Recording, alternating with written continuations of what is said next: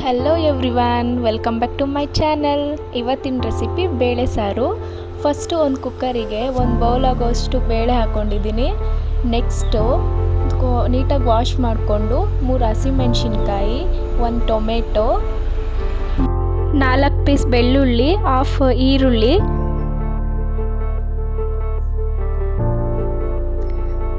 ಮತ್ತು ಇದನ್ನು ಒಂದು 2-3 ವಿಷಲ್ ಮಾಡ್ಕೋಬೇಕು. ನೆಕ್ಸ್ಟು ವಿಷಲ್ಗಿಟ್ಟು ನೆಕ್ಸ್ಟ್ ಒಗ್ಗರಣೆಗೆ ಅಂತ ಬೆಳ್ಳುಳ್ಳಿ ಒಂದು 4-5 ಜಜ್ಜಿಟ್ಕೊಬೇಕು.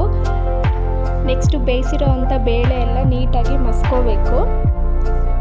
ನೋಡಿ, ನನ್ನ ಹತ್ರ ಮಸ್ತಾ ಇದೆ, ನಾನು ಎಷ್ಟು ಚೆನ್ನಾಗಿ ಮಸಿತಾ ಇದ್ದೀನಿ, ನೀವು ಅದೇ ಥರ ಮಾಡ್ಕೊಳ್ಳಿ. ನೆಕ್ಸ್ಟ್ ಒಗ್ಗರಣೆಗೆ ಈರುಳ್ಳಿ, ಕೊತ್ತಂಬರಿ ಸೊಪ್ಪು, ಬೆಳ್ಳುಳ್ಳಿ, ಒಣಮೆಣಸಿನ್ಕಾಯಿ, ಕರ್ಬೇವಿನ ಸೊಪ್ಪು, ಸ್ವಲ್ಪ ಹುಣಸೆಹಣ್ಣು.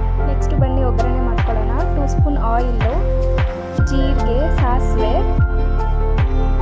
ಒಣಮೆಣಸಿನ್ಕಾಯಿ, ಬೆಳ್ಳುಳ್ಳಿ ಮತ್ತು ಈರುಳ್ಳಿ ಸ್ವಲ್ಪ ಒಗ್ಗರಣೆಗೆ ಜಾಸ್ತಿ ಹಾಕಿದ್ರೆ ಟೇಸ್ಟ್ ಚೆನ್ನಾಗಿರುತ್ತೆ ಬೇಳೆ ಸಾಂಬಾರಿಗೆ.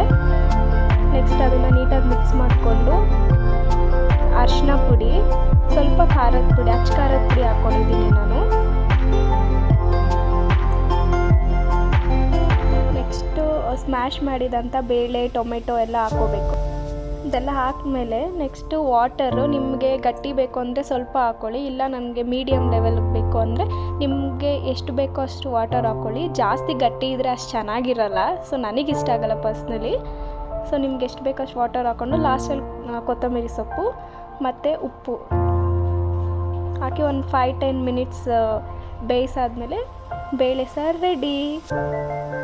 ಎಲ್ಲ ಆದಮೇಲೆ ಟೇಸ್ಟ್ ನೋಡಿಕೊಂಡು ನಿಮಗೆ ಹುಣಸೆ ರಸ ಬೇಕು ಅಂದರೆ ಹಾಕ್ಕೊಳ್ಳಿ, ಇಲ್ಲ ಸ್ಕಿಪ್ ಮಾಡ್ಬೋದು.